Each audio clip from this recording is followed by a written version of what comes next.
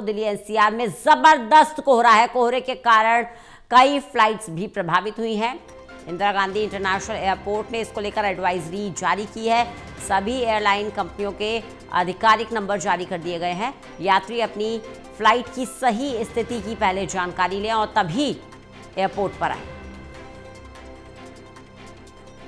यात्रियों को परेशानी का भी सामना करना पड़ रहा है। जबरदस्त कोहरे की चपेट में दिल्ली एनसीआर, जिसके कारण हवाई यात्रा भी प्रभावित हो रही है।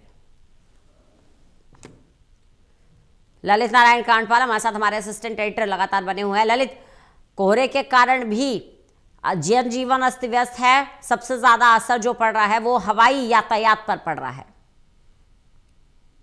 बिल्कुल रंजना, इसके बारे में मैं जैसा कि आपको सुबह से अपडेट दे रहा हूँ कि लगातार जो है मौसम विभाग की तरफ से जो कहा गया है और जो स्थिति नजर आ रही है उसमें ये बताया जा रहा है कि अगले कुछ घंटों में भी जो है स्थिति में कोई बहुत ज्यादा सुधार होने की उम्मीद नहीं है, क्योंकि हवा की स्थिति बहुत कम है, हवा की स्पीड काफी कम है। एक तस्वीर में आपको दिखाऊं, ये सेंट्रल दिल्ली का इलाका है। अभी थोड़ा सा विजिबिलिटी बढ़ी है, लेकिन बावजूद उसके जो है कोहरे का असर आपको अभी भी दिखाई दे रहा होगा। और किस तरीके से जो है काफी ठंड भी आज जो है, टेम्परेचर भी काफी कम है। और वहीं दूसरी तरफ जो है इसके कारण AQI का लेवल भी जो है वो काफी ज्यादा है। और AQI आज एक तरीके से सेकेंडरी विषय हो गया है, क्योंकि फॉग ने केवल हवाई यातायात को प्रभावित नहीं किया है, बल्कि रेल यातायात को भी प्रभावित किया है। और तकरीबन 2 दर्जन से ज्यादा जो रेलगाड़ियां हैं वो इसके कारण प्रभावित हुई है। और बड़े पैमाने पर जो है लोग भी जो है परेशान हो रहे हैं, क्योंकि जब विजिबिलिटी कम होती है तो उसका सबसे बड़ा असर जो है वो ट्रांसपोर्ट सेक्टर पर देखने को मिलता है। और ट्रांसपोर्ट सेक्टर में अगर वो एयरपोर्ट हो, रेलगाड़ी हो या फिर कई अन्य चीजें हो, उन सभी पर जो है इसका बड़ा असर होने की उम्मीद है। अब देखना ये होगा कि कब तक ये कोहरा छटता है। वहीं दूसरी तरफ दिल्ली एयरपोर्ट की तरफ से भी जो है एडवाइजरी जारी की गई है। मिनिस्ट्री ऑफ सिविल एविएशन ने भी जो है ट्वीट करके जानकारी दी है। और सभी एयरलाइंस के, यानी कि अगर आप इंडिगो से सफर कर रहे हैं, यानी अगर आप इंडियन एयरलाइंस से सफर कर रहे हैं, एयर इंडिया से सफर कर रहे हैं, तो हर फ्लाइट की जो है जानकारी दी गई है और उनका एक नंबर जारी किया गया है। आप उस नंबर पर फोन करके अपनी फ्लाइट की सही स्थिति ले सकते हैं। उसके बाद ही जो है आपको घर से निकलना चाहिए। ऐसी जानकारी जो है दिल्ली एयरपोर्ट की तरफ से भी आई है और साथ ही मिनिस्ट्री ऑफ सिविल एविएशन की तरफ से भी आई है। और मैं आपको एक जानकारी और भी दे दूं कि मिनिस्ट्री ऑफ सिविल एविएशन की तरफ से एक सेटअप रूम बनाया गया है बाकायदा, जो कि 24 आवर वर्किंग में है।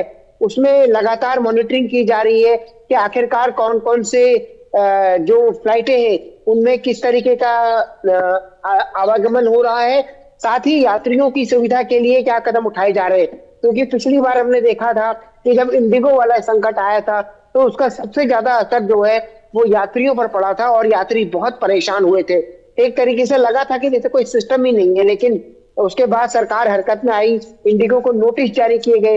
लेकिन आज जो है अब ये खबर आई है कि मिनिस्ट्री ऑफ सिविल एविएशन की तरफ से उनके कंट्रोल रूम बनाए गए हैं और वो सारी स्थिति पर मॉनिटरिंग कर रहे हैं। क्योंकि 25 दिसंबर के बाद दिल्ली एनसीआर में जो है 26 जनवरी तक सामान्य तौर पर फॉग रहता है और इस फॉग के कारण जो है बड़े पैमाने पर यातायात प्रभावित होता है।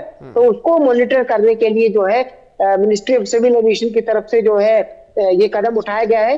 अब देखना होगा कि कितनी जल्दी जो है ये कोहरा छटता है और उसके बाद यातायात जो है सामान्य रूप से संचालित हो पाता है। जी बिल्कुल ललित, क्योंकि हम बात कर रहे हैं फॉग की, ऐसे में स्मॉग की बात करना भी बहुत ज़रूरी है। प्रदूषण का स्तर भी बहुत ज़्यादा बढ़ता जा रहा है, सांस लेने में लोगों को दिक्कत हो रही है। ऐसे में एक तो कोहरा, ठंड और pollution, triple attack Delhi NCR के लोग झेल रहे हैं। क्या है सरकार का विंटर एक्शन प्लान?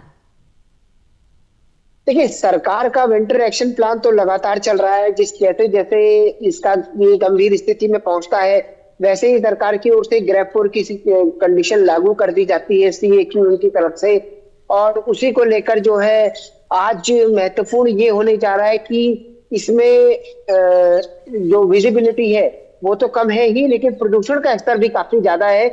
और ये प्रदूषण का स्तर काफी ज्यादा इसलिए है क्योंकि हवा की स्पीड बिल्कुल 0 है। हवा की स्पीड बिल्कुल 10 से 12 के आसपास में है।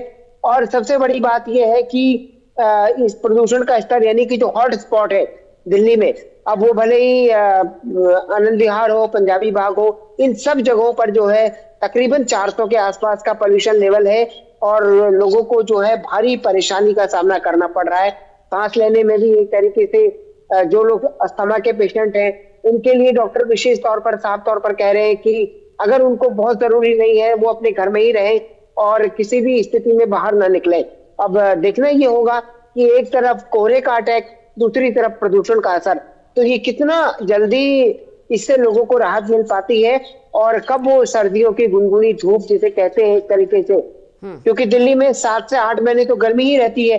ये जो 3-4 महीने में वेदर सही होता है, इनमें बेहतर ये होता कि अगर ये प्रदूषण नहीं होता, लेकिन प्रदूषण से राहत कब मिलती है इस पर पूरी दिल्ली की नजरें हैं और सभी लोग जो है ईश्वर से प्रार्थना भी यही कर रहे हैं कि जल्दी से जल्दी इससे राहत मिले।